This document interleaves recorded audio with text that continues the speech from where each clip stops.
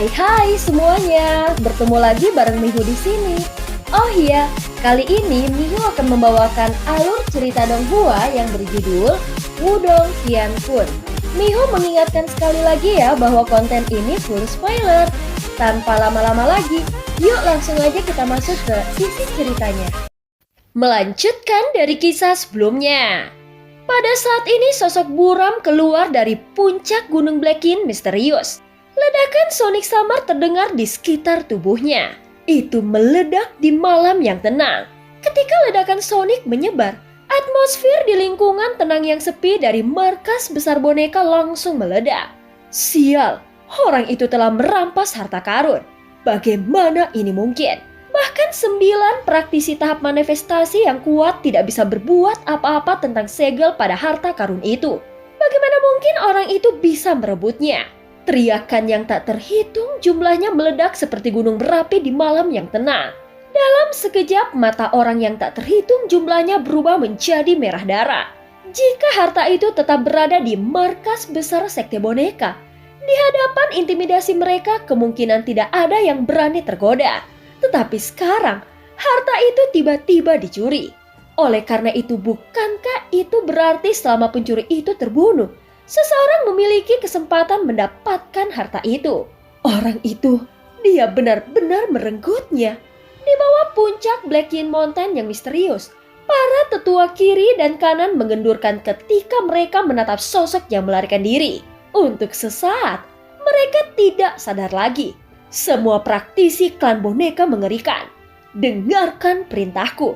Tidak peduli berapa biayanya. Hentikan orang itu. Seketika keadaan bingung mereka tidak berlangsung lama.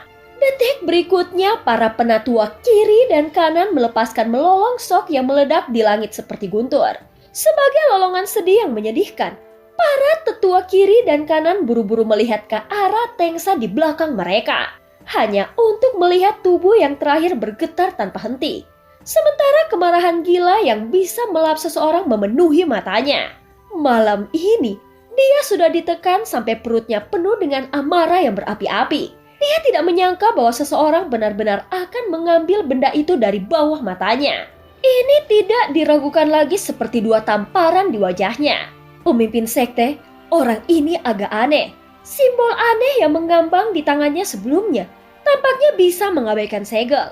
Jika kita dapat memperolehnya, kita pasti akan dapat memecahkan segel.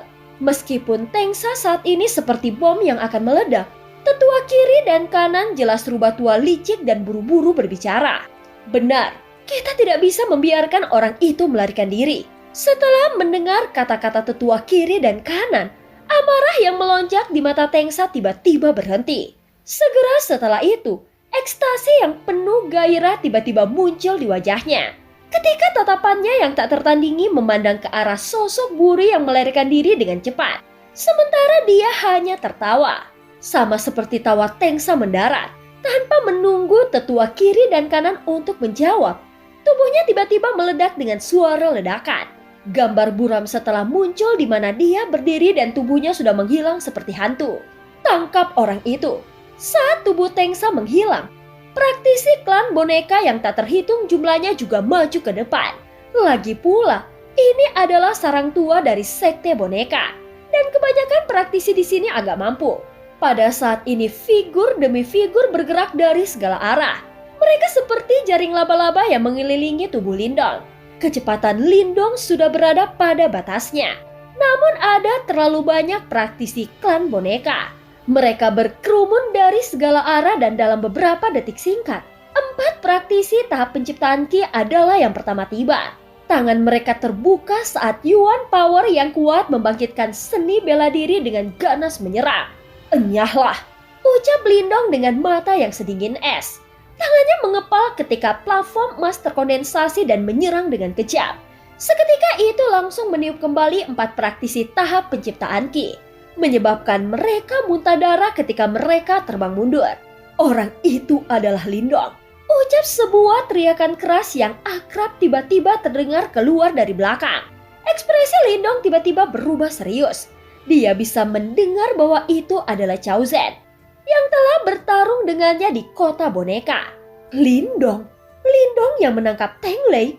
Apakah dia tidak tahu bahwa markas besar boneka telah memerintahkan penangkapannya? Dia benar-benar masih berani datang ke sini untuk merebut harta itu. Nyali orang ini benar-benar luar biasa, teriak Cao Zhen. Seketika tatapan yang tak terhitung jumlahnya tampak terkejut terhadap sosok hitam yang melarikan diri. Jelas mereka tidak pernah membayangkan bahwa pencuri itu benar-benar berubah menjadi orang yang memiliki dendam dengan sekte boneka. Pada saat ini Lindong dengan cepat melesat. Punggung emas di tangannya menari dengan liar ketika beberapa praktisi klan boneka diledakkan sambil muntah darah. "Matilah Lindong," ucap Cao Zhen dengan raungan marah. Hari itu Lindong telah menangkap Teng Lei tepat di depannya. Dan hal itu telah menyebabkan dia dimarahi berkali-kali. Sekarang mereka bertemu sekali lagi hari ini. Dia harus memastikan untuk mendapatkan kembali wajahnya tidak peduli apa. "Pergilah," ucap Lindong dengan suara yang dalam. Ketika dia melihat orang itu dengan gigi menghalanginya, mata Lindong berubah sedingin es. Dia dengan paksa membalikkan tubuhnya ketika cahaya hitam keunguan tiba-tiba berputar di matanya sebelum dia meninju. Kali ini apa yang menyembur keluar dari tubuh Lindong bukanlah yuan power berwarna emas, tetapi energi hitam keunguan yang aneh. Energi itu dengan cepat mengembun, berubah menjadi kepalan tangan sebelum secara langsung bertempur melawan Cao Zhen. Kau mencari kematian. Ketika dia melihat Lindong benar-benar berani untuk berbenturan langsung dengannya, Cao Zhen tertawa dingin. Namun sebelum cibiran di wajahnya bisa memudar, tiba-tiba dia membeku di saat berikutnya. Dia telah menemukan bahwa kepalan tangan berwarna hitam keunguan itu secara langsung menghancurkan serangan seni bela dirinya dengan kecepatan yang mengerikan. Selain itu kecepatannya tidak berkurang karena dengan kejam menghantam tubuhnya. Duar! Pada saat ini pertahanan yuan power di tubuhnya tiba-tiba hancur dalam sekejap. Bahkan armor batin soul treasure tingkat menengah yang dikenakan Cao Zhen langsung hancur berantakan. Satu pukulan telah menerbangkan setengah langkah praktisi manifestasi. Pemandangan yang mengerikan ini langsung menyebabkan tubuh para praktisi klan boneka yang akan menerkam Lindong langsung membeku. Mata mereka dipenuhi dengan ketakutan yang tidak ada habisnya. Sial! Bagaimana mungkin Lindong mengalahkan manifestasi Cao Zhen setengah langkah seperti itu dengan satu pukulan? Mungkinkah dia telah menembus ke tahap manifestasi? Tapi mengapa auranya masih pada tahap key creation? Ucap banyak orang. Pada saat ini adegannya juga diperhatikan oleh banyak praktisi yang mengamati situasi. Segera teriakan takjub meletus di luar markas besar. Dan beberapa dari mereka bahkan merasa sedikit pusing. Berbagai hal yang terjadi malam ini benar-benar terlalu aneh. Sementara banyak orang kehilangan semangat mereka karena kekuatan Lindong. Lindong segera menarik tinjunya sebelum sekali lagi dengan panik berlari menjauh. Dia secara alami mengerti bahwa dia hanya memiliki kekuatan seperti ini karena Marten kecil diam-diam membantunya. Kalau tidak, dia pasti akan ditunda oleh Cao Zhen. Pada saat itu setelah praktisi klan boneka mengelilinginya, maka tidak mungkin dia untuk bisa melarikan diri. Pada saat ini Lindong melarikan diri dengan kecepatan yang sangat cepat. Dan akhirnya dia keluar dari pengepungan kota boneka. Namun terdengar suara peluit berbunyi dengan cepat. Dengan kecepatannya, dia pasti tidak akan bisa melepaskan diri dari kejaran para praktisi klan boneka. Maka dia harus mengandalkan harimau kecil. Sama seperti peluit Lindong terdengar, raungan harimau terdengar di kegelapan yang malam. Segera setelah itu flash merah menyapu cakrawala dan langsung muncul di samping Lindong. Tanpa ragu sedikit pun, dia membalik ke punggung harimau sementara flame kecil juga dengan cepat merentangkan sayapnya. Tepat saat akan melarikan diri, Marten kecil tiba-tiba muncul di bahu Lindong dan berteriak dengan suara yang tinggi. "Lindong, hati-hati!" Sama seperti suara Liter Marten yang jatuh. Langit malam di depan Lindong tiba-tiba terangkat ketika sosok seperti dewa iblis muncul seperti hantu dan itu adalah Tengsa. "Kau Lindong, serahkan harta untuk pemimpin sekte ini." Begitu Tengsa muncul, dia menatap Lindong dengan wajah penuh pembunuhan. Tangannya tiba-tiba digesek keluar dan dibentuk menjadi kerangka yuan power raksasa dan mendesing ke arah Lindong. "Cepat mundur." Ketika melihat serangan Tengsa, mata Little Marten berubah sangat serius saat dia dengan tergesa-gesa berteriak. Cakarnya menari-nari sebagai energi hitam keunguan yang tebal dengan cepat menyembur keluar dari tubuhnya. Sebelum berubah menjadi cakram cahaya hitam keunguan yang berputar dengan panik. Dis cahaya terbang keluar dan bertabrakan dengan sangat keras terhadap kerangka Yuan Power yang sangat kuat. Bang! Gelombang energi yang mengejutkan meletus di langit. Saat cakram cahaya hitam keunguan dan kerangka Yuan Power keduanya dimusnahkan. Adegan ini sekali lagi menarik tatapan terkejut yang tak terhitung jumlahnya. Tidak ada yang menyangka bahwa Lindong benar-benar akan dapat menerima serangan tahap manifestasi canggih dari Tengsa. Kau seharusnya hidup dalam fantasi. Jika kau berani untuk mengambil harta di depan pemimpin sekte ini, serahkan harta itu sekarang. Pada saat ini serangannya tersebar, mata Tengsa berubah sedikit lebih serius. Segera setelah itu, dia dengan sinis tertawa ketika aura yang bahkan lebih menakutkan tiba-tiba meledak dari tubuhnya. Menyebabkan bahkan kekuatan Yuan dari tanah itu sama-sama menunjukkan tanda-tanda konvergen. Tengsa, jika kau berani menyerang lagi, aku akan membunuh Tenglei, ucap Lindong. Saat dia menatap Dewa Iblis seperti Tengsa yang berdiri di tengah Yuan Power yang bergemuruh, mata Lindong berubah menjadi dingin. Tangannya mengulur dan meraih sosok yang diikat. Tatapan yang tak terhitung jumlahnya berkumpul hanya untuk melihat sosok yang berjuang keras di tangan Lindong. Dari kelihatannya, itu adalah Tenglei yang telah ditangkap oleh Lindong. Hanya sekarang, dia adalah Sandra. Anak ini benar-benar kejam, ucap orang-orang yang menyaksikan adegan ini. Pada saat ini Lindong meraih leher Tenglei dan langsung mencekiknya. Seketika kulitnya berangsur-angsur berubah menjadi ungu. Sementara itu, wajah Tengsa secara bertahap berubah menjadi hijau. Banyak orang saling memandang ketika mereka berbisik dengan suara yang rendah. Namun dengan mengandalkan ini untuk pergi dengan aman, mungkin masih akan sedikit sulit. Tenglei, sosok Tengsa membeku pada saat ini. Ekspresinya sangat gelap saat dia menatap sosok yang dicekik oleh Lindong. Nak, jika kau berani menyakiti Lei bahkan sedikit pun, aku pasti akan membuatmu menyesal dilahirkan ke dunia ini, teriak Tengsa dengan marah. Heh, benarkah? Ucap Lindong dengan ekspresi yang dingin.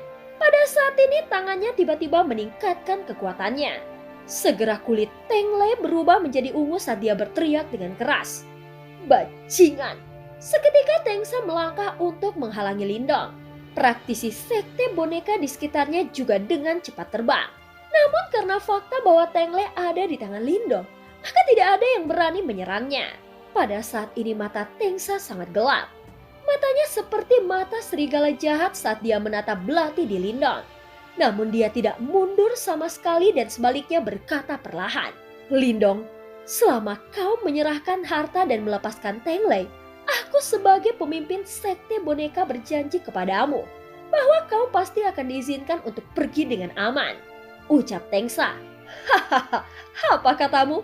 Itu pasti omong kosong, ucap Lindong sambil mencibir.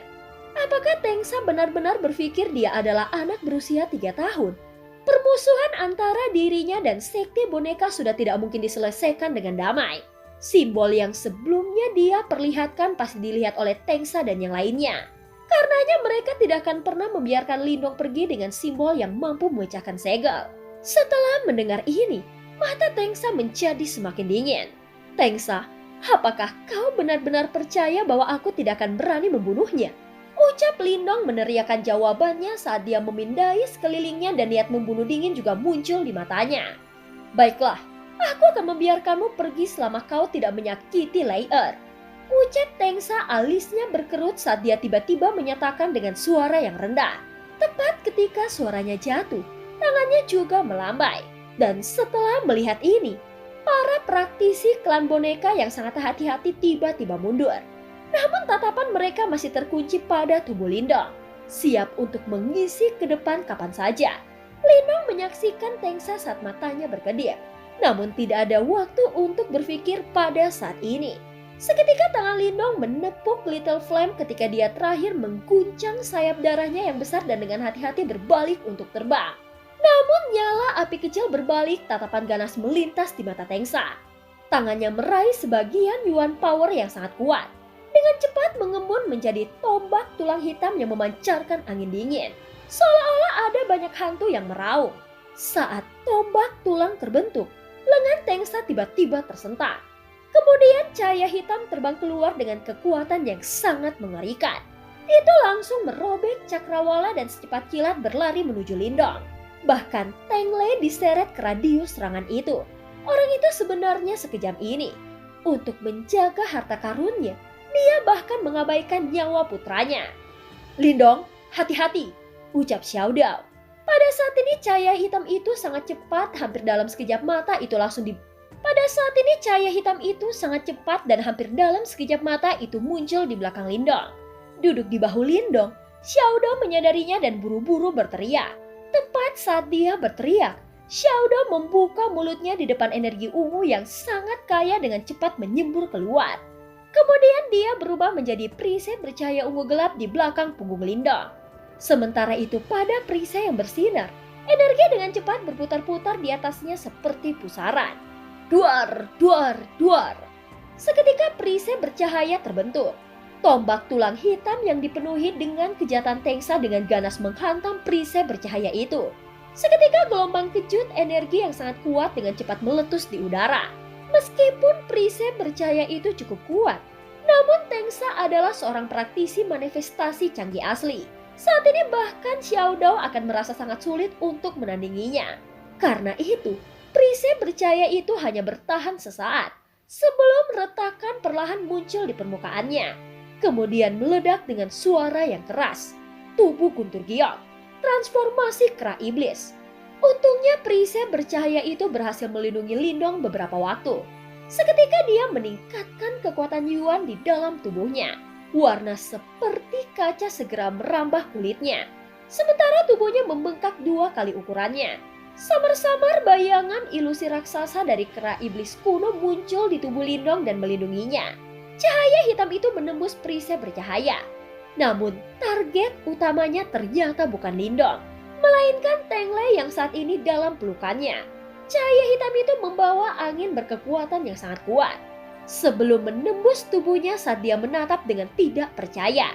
Kemudian bersamaan dengan jejak darah, itu terbang menuju hati Lindong. Dong! Tembakan hitam itu dengan kejam menghantam area dada Lindong.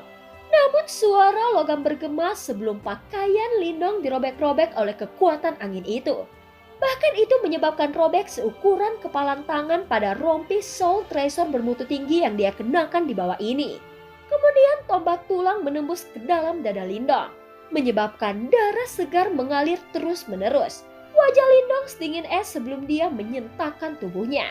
Saat ini luka mengerikan telah muncul di dadanya. Serangan Tengsa sebelumnya hampir menghabisi nyawanya. Untungnya dia telah menggunakan tubuh petir guntur dan transformasi kera iblis untuk memperkuat tubuhnya. Selain itu rompi Soul Treasure-nya membantu memikul bebannya. Kalau tidak, dia mungkin akan dalam bahaya. Tengsa itu benar-benar kejam. Dia bahkan tidak akan membiarkan putranya pergi. Bahkan harimau ganas sekalipun tidak akan memakan anaknya. Orang itu sebenarnya sekejam ini. Namun serangan itu benar-benar kuat. Jika Lindong tidak memiliki beberapa trik di lengan bajunya, dia mungkin akan terbunuh. Di luar markas besar serangkaian bisikan terdengar. Beberapa orang menatap Tengsa dengan agak aneh. Seorang pria yang bahkan tega untuk membunuh putranya. Seolah-olah merasakan bahwa Lindong terluka. Xiaoyan melepaskan raungan marah. Baru saja akan meluncurkan serangan ke Tengsa, Lindong tiba-tiba buru-buru berteriak. "Api kecil, cepat lari!" Ketika mendengar kata-kata Lindong, Xiaoyan meraung dengan enggan. Sebelum itu mengembangkan sayapnya dan berubah menjadi sosok buru hitam dan secepat kilat melesat menuju daerah yang lebih dekat. Ketika mendengar kata-kata Lindong, Xiaoyan meraung dengan enggan. Sebelum itu dia mengembangkan sayapnya dan berubah menjadi sosok buru hitam. Dan dengan secepat kilat dia melesat menuju daerah yang lebih dalam dari misteri Black Mountain Range. Tangkap dia! Ketika mereka melihat bahwa Lindong melarikan diri, para praktisi elit sekte boneka yang sudah menunggu, mereka langsung berlari maju. Bahkan tetua kiri dan kanan muncul di depan Lindong. Sebelum Yuan Power melolong ketika mereka langsung mengeksekusi seni bela diri mereka dan berencana untuk menghentikan Lindong. Namun sama seperti mereka bersiap untuk menghentikan Lindong, Mata yang terakhir melintas ketika dia melirik Tangley yang ada di tangannya. Saat ini orang itu berlumuran darah dan tidak ada yang tahu apakah dia hidup atau mati. Meskipun serangan Tengsa sebelumnya hampir membunuh Lindong, itu telah menempatkan Tangley di batas-batas kehidupan atau kematian. Ambil mayat ini, ucap Lindong langsung memperlakukan Tangley seperti karung pasir dan melemparkannya ke arah penatua kiri dan kanan. Ketika mereka melihat sosok berlumuran darah yang dilontarkan Lindong ke arahnya, para tetua senior kiri dan kanan tertegun saat mereka ragu-ragu sejenak. Akhirnya mereka memilih untuk tidak membiarkannya jatuh ke tanah dan mati. Tetapi sebaliknya, mereka meraih dan menangkapnya. Ketika mereka menangkap Tangley, Xiaoyan sangat cekatan dan dengan secepat kilat melewati mereka. Dan dia meningkatkan kecepatannya secara maksimal. Dan dengan cepat berlari menuju daerah yang lebih dalam dari misterius Yin Black Mountain. Hah, larilah. Pemimpin sekte ini ingin tahu di mana kau bisa lari hari ini, ucap Tengsa. Sama seperti Xiaoyan yang melesat dengan cepat, Tengsa juga berubah menjadi sosok buram dan melesat maju. Dan di belakangnya para praktisi elit klan boneka dengan cepat mengikuti. Pemimpin sekte, Tangley. Ketika mereka melihat Tengsa lewat, para tetua kiri dan kanan dengan cepat berkata, dia masih setengah nafas. Sebelumnya, aku menghindari organ vitalnya. Biarkan orang lain merawatnya dan mengejar anak itu segera. Biarkan orang lain merawatnya dan kejar anak itu segera. Kita tidak boleh membiarkan dia melarikan diri dengan harta karun, ucap Tengsa melirik Tangley yang berdarah sebelum dia berbicara dengan dingin. Ketika mereka mendengar kata-katanya, para tetua senior kiri dan kanan buru-buru menjawab. Serangan Tengsa sebelumnya sangat kejam. Ketika menembus melalui tubuh Tangley, jika dia menggunakan kekuatan ekstra, Tangley pasti akan terbunuh seketika. Dalam masalah berbicara, apakah dia hidup atau mati tergantung pada keberuntungan. Fakta bahwa Tengsa bersedia mempertaruhkan nasib Tangley demi keberuntungannya sendiri membuktikan bahwa dia memang pria yang kejam dan tanpa ampunan. Setelah menanggapi kata-kata Tengsa, tetua senior kiri dan kanan dengan cepat menyerahkan Tangley yang tidak sadar kepada murid klan boneka. Kemudian dia secara langsung memerintahkan para praktisi elit sekte boneka untuk mengikuti di belakang Tengsa. Pergi, kejar mereka. Di belakangnya Mule, Wuzong, dan yang lainnya yang terus mengamati situasi dengan cepat mengikuti di belakang saat mata mereka berbinar. Selama bentrokan sebelumnya Lindong dengan sekte boneka, mereka tidak berhenti dengan terburu-buru. Di sisi timur di belakang Mule dan yang lainnya, di luar sekte boneka suara angin yang membelah bumi langsung bergema ketika sejumlah tokoh menyapu seperti kawanan semut. Sebelum mereka akhirnya menuju ke daerah yang lebih dalam dari gunung misterius Black Yin, mata orang-orang ini terbakar. Situasi saat ini sangat kacau dan di bawah daya tarik harta karun tersebut. Bahkan Tengsa yang berada pada tahap manifestasi tingkat lanjut tidak dapat menekan situasi lebih jauh lagi. Hanya berkat situasi kacau ini bahwa mereka dapat memiliki kesempatan untuk mendapatkan harta mistis dan lolos dengan sukses. Sama seperti angka yang tak terhitung jumlahnya. Black Yin Mountain yang awalnya damai sepenuhnya benar-benar kacau sekarang.